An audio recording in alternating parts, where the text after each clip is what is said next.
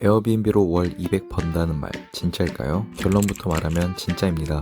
근데 조건이 있습니다. 제대로 준비한 사람만 됩니다. 오늘 영상에서는 에어비앤비 구조가 어떻게 돌아가는지, 실제로 얼마가 남는지, 그리고 시작 전에 반드시 알아야 할 것까지 현실적으로 다 말씀드리겠습니다. 요즘 분위기를 보면 월급만으로 생활을 하기가 진짜 빠듯해졌습니다. 소비자 물가지수 기준으로 보면 2020년 대비 지금은 물가가 대략 15% 넘게 올랐습니다. 근데 같은 기간 실질 임금 상승률은 그 절반도 안 되죠. 쉽게 말해서 버는 돈은 크게 안 늘었는데 나가는 돈은 계속 늘어나는 구조입니다. 그래서 요즘 부업 찾는 사람들이 많아졌고 그 중에서 에어비앤비가 꽤나 자주 언급됩니다. 그런데 막상 해보려고 하면 정보가 너무 많아서 뭐부터 해야 할지 모르는 상황이 생깁니다. 그래서 오늘 처음부터 끝까지 정리해드리겠습니다. 먼저 에어비앤비가 왜 부업으로 주목받는지부터 얘기해보면 가장 큰 이유는 진입 비용이 낮다는 겁니다. 건물을 살 필요도 없고 월세 계약된 공간만 있으면 됩니다. 초기 세팅 비용은 몇백만 원 정도입니다. 인테리어, 가전, 가구까지 다 합쳐서요.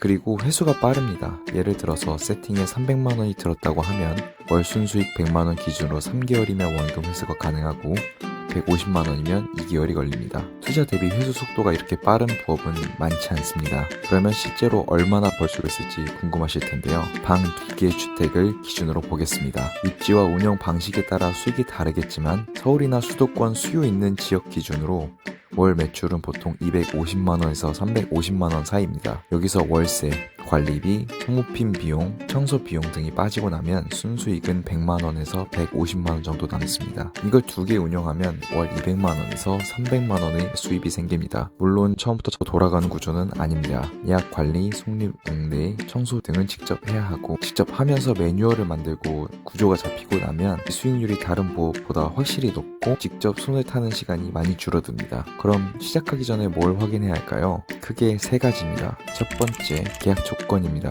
전대가 가능한지 반드시 확인해야 됩니다. 전대는 내가 빌린 공간을 다시 다른 사람에게 빌려주는 것인데 임대차 계약서에 이게 허용되어 있어야 합니다. 정확히는 외국인 관광 도시 민박업을 허용한다라는 문구가 들어있어야 되는데요. 이게 안 되면 시작 자체가 불가능합니다. 주변 세대 동의가 꼭 필요한 경우가 있고 위반 건축물 여부도 꼭 확인해야 합니다. 두 번째, 지역 수요입니다.